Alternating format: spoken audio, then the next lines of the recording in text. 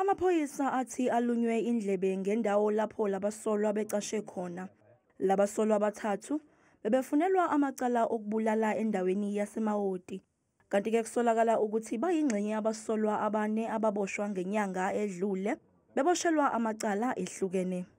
Amaphoyisa athe uma egasela lapho atshelwe ukuthi babhace khona ahlangabezana nenhlamvu edutshulwa ngabasolwa. Abe esephindisela-ke kwasala enkundleni abasolwa abathathu. After the shootout, we found that 3 suspects were shot and fatally wounded, and each of them was found with a firearm.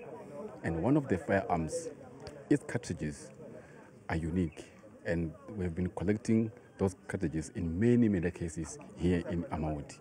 So we believe that we found the right suspect who have been involved in those murders.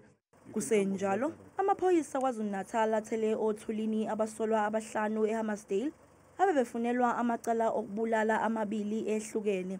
Ilinye elenzeka ngoNhlolanja, elinye elenzeka ngoMgqibelo odlule. Okhulumela amaphoyisa esifundazweni uthi abasolwa batholakale nezibhamu. The suspects chose to ignore police instructions and opened fire to the police.